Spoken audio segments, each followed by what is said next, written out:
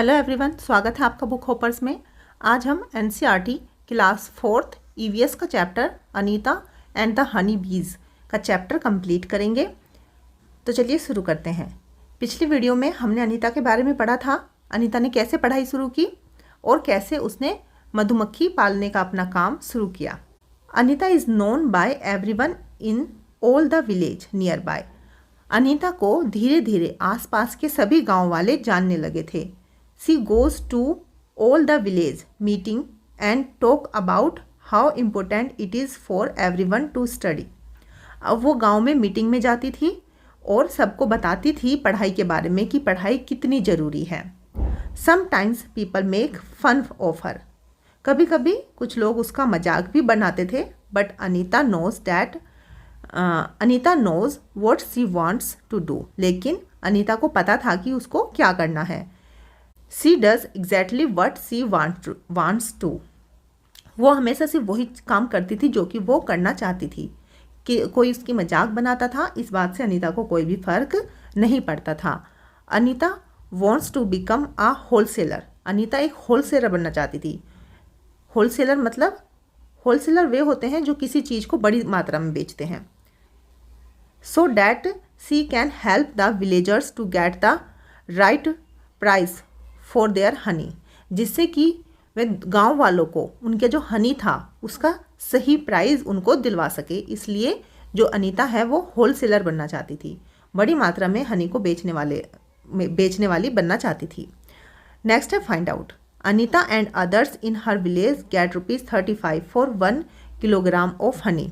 अनीता और उसके गाँव वालों को हनी के लिए कितने पैसे मिलते थे? उनको मिलते थे 35 फॉर 1 kg। 1 किलो हनी के लिए 35 rupees. How much does 1 kilogram of Honey cost in your town. अब आपको बताना है कि आपके टाउन में, आपके शहर में 1 किलो हनी की कीमत क्या है। तो 35 तो बिल्कुल नहीं होगी। जो हनी है उसकी कीमत काफ़ी होती है, काफ़ी महंगा बिकता है। अराउंड 345 रुपीज़ के आसपास इसकी कीमत होगी। आप अपने आसपास पता कीजिए हनी की क्या कीमत है और आपको यहाँ पर लिखना है। What are the different colour of honey that you have seen. तो जो हनी है उसका क्या क्या कलर होता है, आपने अभी तक हनी कैसे कैसे कलर में देखा है, आपको लिखना है। तो यूजुअली जो होता है गोल्डन या ब्राउन ही होता है। तो आपने जो भी देखा है वो आपको यहाँ पे लिख देना है। Is honey used in your house. क्या हनी आपके घर में इस्तेमाल होता है? What is it used for, और किस लिए इस्तेमाल होता है? Honey is used in my house as a sweetener in food. तो हनी आपने देखा होगा बहुत मीठा होता है, तो वो स्वीटनर की तरह इस्तेमाल होता है। I eat honey with bread. मैं ब्रेड के साथ भी हनी खाती हूँ। Also my father takes 1 tablespoon of honey every morning to keep him healthy. और मेरे जो पिता हैं वो भी 1 चम्मच हनी रोज़ सुबह लेते हैं जिससे कि वो हेल्दी रह सके। आप अपने घर में होने वाले हनी के इस्तेमाल को यहाँ पर लिख सकते हैं। Every bee hive has 1 queen bee. हर बी हाइव में एक क्वीन बी होती है। डैट लेज एग, जो कि अंडे देती है। There are only a few males in the hive. और हाइव में थोड़े से ही मेल होते हैं। एक क्वीन बी होती है और थोड़े से मेल होते हैं। Most of the bees in the hive are worker bees. और जो ज़्यादातर बीज होती है वो क्या होती है? वर्कर बीज होती है। These be's verb all day. ये जो बीज होती है पूरा दिन काम करती है। They make the hive. वो छत्ता बनाती है। And also look after the baby बीज। और बेबी बीज की देखभाल करती है। कौन? जो वर्कर बीज होती है। एक क्वीन बी होती है जिसका काम होता है केवल अंडे देना। थोड़े से मेल बी होते हैं जिनका कुछ काम नहीं होता है, और जो सारा काम है छत्ते का वो करती हैं वर्कर बी। छत्ता भी बनाना होता है, नेक्टर भी कलेक्ट करना होता है उनको, और जो बेबी बीज हैं उनकी देखभाल करना भी होता है। They fly around flowers in search of nectar. Nectar की तलाश में वो फ्लावर्स के आसपास उड़ती रहती हैं। They collect nectar from flower for Honey. और हनी के लिए फ्लावर्स से वो नेक्टर कलेक्ट करती है। When one bee find flowers. जब किसी एक बी को फ्लावर्स मिल जाते हैं विद नेक्टर, जिनमें नेक्टर हो, it does a special kind of dance by which the other bees can know where the nectar is. जिससे कि दूसरी जो बीज है उनको भी पता लग जाता है कि शहद नेक्टर कहाँ पर है। तो एक स्पेशल तरीके का डांस करती है जिससे कि दूसरी बीज को भी पता लग जाए कि नेक्टर कौन से फ्लावर्स में है। The workers bees are very important for the hive. Hive के लिए जो वर्कर बीज होती है वो बहुत ज़रूरी होती है। Without worker bees there would be neither hive nor any nectar collection. Worker bees अगर नहीं होगी तो ना तो हाइव होगा और ना ही नेक्टर कलेक्ट किया जाएगा। All bees in the hive would go hungry. और हाइव में जितनी भी बीज हैं सब भूखी रह जाएंगी। The male bees have no special role as workers. और जो मेल बीज हैं उनका वर्कर्स जैसा कोई भी स्पेशल काम नहीं होता। तो किसी भी हाइव के लिए जो वर्कर बी होती है वो बहुत ज़रूरी होती है। मोस्टली सारा काम वर्कर बी ही करती है। वो नेक्टर कलेक्ट करती है, हाइव बनाती है, उसकी देखभाल करती है और बेबी बीज जो होती है उनकी देखभाल भी वही करती है। नेक्स्ट है which are some other insects that live together in a group like honey bee. आपको बताना है कि हनी बी की तरह और कौन से इंसेक्ट है जो कि ग्रुप में रहते हैं। Other insects that live together like honey bees or ants, wasp and termites. तो ऐसे कौन से हैं इंसेक्ट जैसे हनी बी की तरह रहते हैं? वो हैं एंट्स, चींटियाँ भी आपने देखा होगा ग्रुप में रहती हैं, वास्प होते हैं और टर्माइट्स। वास्प आपने देखा होगा जिनको ततैया भी कहते हैं, ये भी ग्रुप में रहते हैं और टर्माइट्स डिम के भी ग्रुप में ही रहती है।